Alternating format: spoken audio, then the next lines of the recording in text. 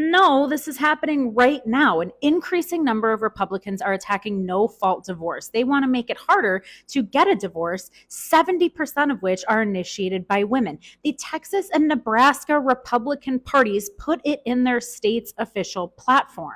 And what I'm guessing you're trying to say is, yeah, but Republicans will never actually make it harder to get a divorce. Like these bills would never pass. This is never going to happen. It is justified and warranted and even necessary that we react to the things that legislators say that they want to do. Like, what's the alternative? We only get to react when the deed is done, when they do actually make it harder to get a divorce. This type of thoughtless, dismissive tactic was used so much when women and feminists and activists sounded the alarms for years and decades that Republicans would overturn Roe v. Wade, only to be told time and time again that they won't actually do it. I certainly hope you're right. I hope this never happens, but I plan to continue reacting to Republicans when they tell me what they want to do. I just want to make something very clear. If a woman wants a divorce, that's reason enough for a divorce. It's looking like the GOP is coming after that next. We told you it wouldn't just be abortion. They're coming after no-fault divorce. So they want to make it where women can't just decide they want a divorce just because, they're unhappy. They have to prove infidelity or abuse. Because, we're subhuman. That's what they're saying. Oh, now they're panicking because the no-fault divorce gravy train might hit a dead end. Suddenly, marriage seems terrifying? Nah, you're just mad the exit with half button is getting disabled. A divorce lawyer says she got 14 new clients after the election, nearly 3 times the normal number for the busiest of weeks. Political disagreements have been tearing families apart for a decade now, but 2024 seems to be on a whole other level. Which isn't surprising, of course. The contrast between the two respective sides of the political aisle could not possibly be more stark. And women's issues were, of course, one of the things that were at the center of this election. And it seems to have been a lot of women's last straw, if what divorce lawyer at Parker Lawyer on X experienced is any indication. In her tweet, she noted that aside from the fact that November is the slowest month of the year for divorce lawyers, a phenomenal week for her would be 5 new cases. Instead, she got 14 in just the 2 days after the election. And of course, it's possible that her surge in clients was driven by men, but it's highly unlikely as women initiate as much as 70% of divorce proceedings according to some estimates. And she's not the only legal professional who's noticed a surge. Social media is also full of posts from men saying that their wives have even already served them divorce papers since the election. Women are panicking because the loopholes they once exploited, no-fault divorce, emotional whim-based breakups, might finally be closing. Are we about to witness an alarming increase in divorce? No more 50% split on houses. This is what Donald Trump is proposing with new divorce laws.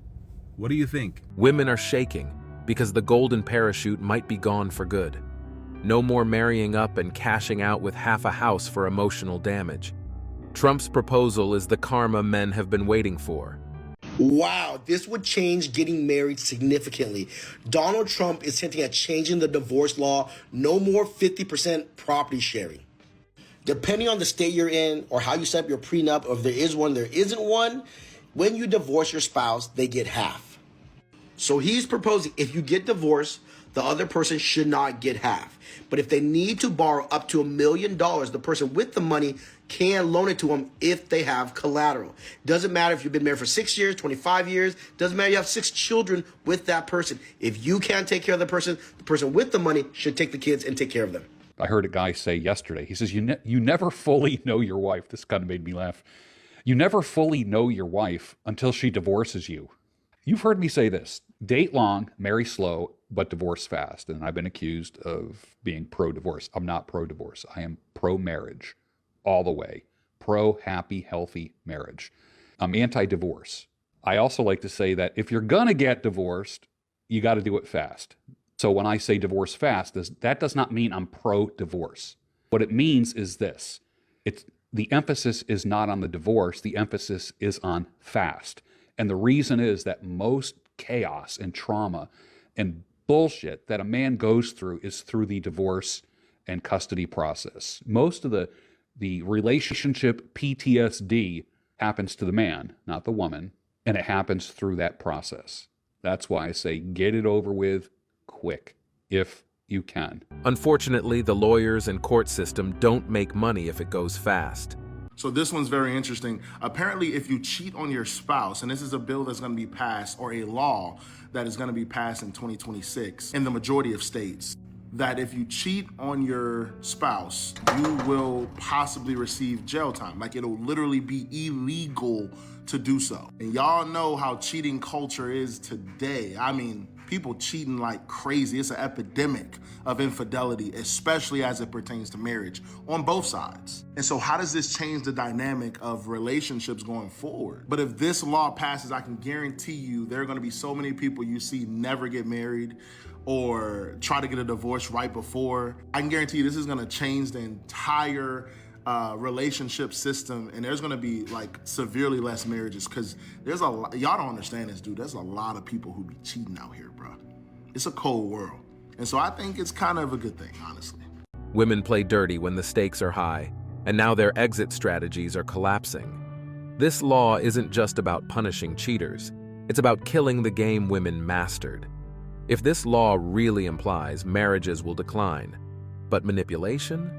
That's just getting started. What's the difference between how men are treated in a divorce and women are treated in a divorce? There's a bias against men receiving alimony. A lot of times, even if the man is entitled to alimony, he doesn't get alimony. The same applies to child support. I've been a divorce attorney for 20 years, and this shocks me to this day. Married men who aren't allowed to see their children can still be foster parents to somebody else's children.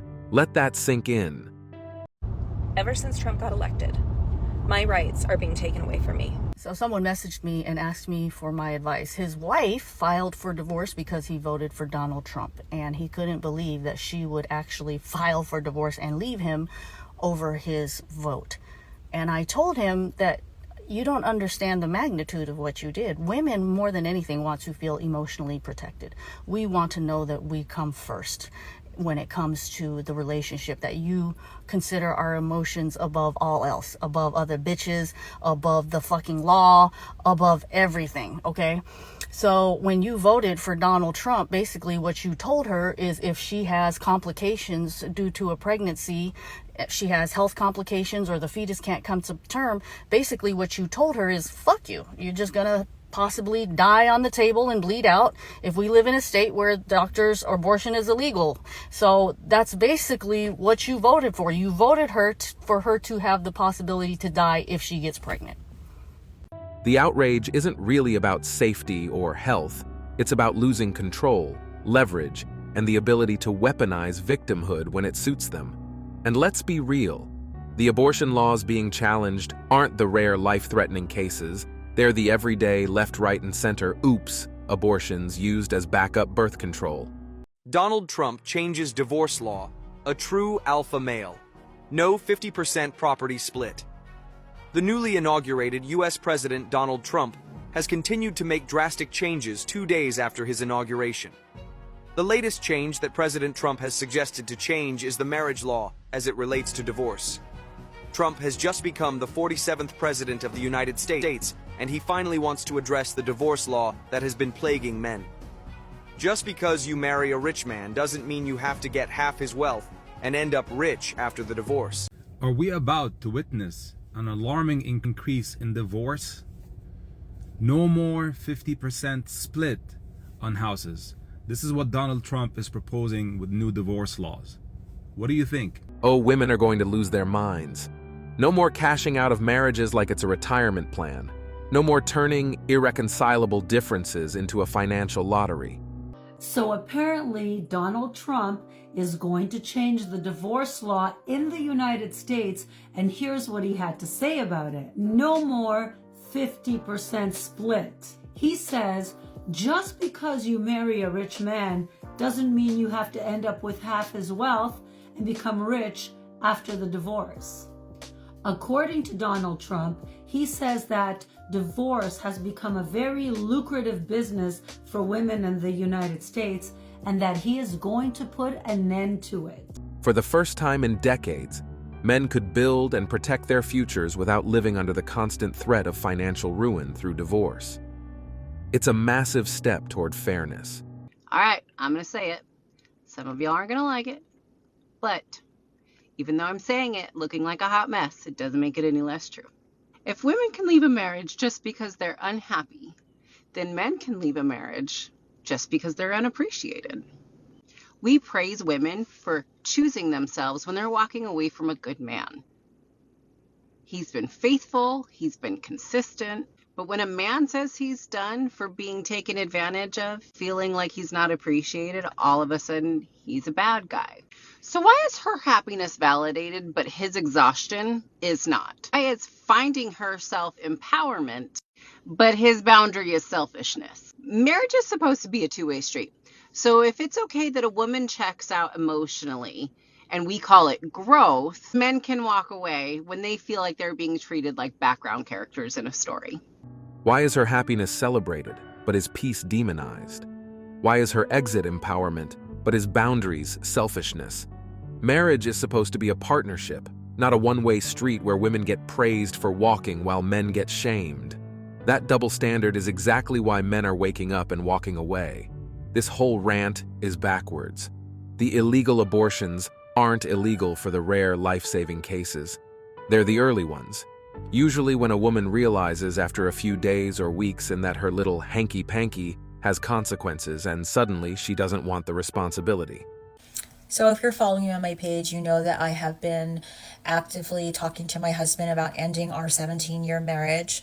But the events of the past week have made me think that maybe that's not a good idea. That this is the wrong time to go out there on my own with my kids and make myself a single mother. There's so much chaos and conflict and unknown out there that I shouldn't make any big moves. Being in my marriage is difficult and hard, and I'm very unhappy, but at least I know it. It's the devil that I know. But then a couple days after the election, I think I was watching a video, where Trump was talking about dismantling the Department of Education. And I have 2 kids who have IEP, so I was emotional and upset about it. My husband had come home and he had asked me, what's wrong? And I told him nothing. I said, I'm fine, I'm just not feeling well. And then he walked off.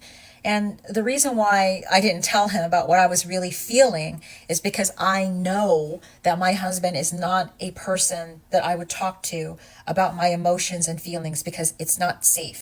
Oh, right. Because suddenly Trump's moves threaten that sweet 50/50th divorce jackpot. Now it's not about independence or freedom, it's about realizing the safety net might not be there. Empowerment until the assets get cut. Then it's back to playing the victim. Good move, woman. And that's it for today on Sigma Traits. Make sure you hit that like button, smash that subscribe button, and don't forget to ring that notification bell. Support this channel through membership. You can also support through PayPal, link in the description. Let us know your thoughts in the comments below. See you all tomorrow.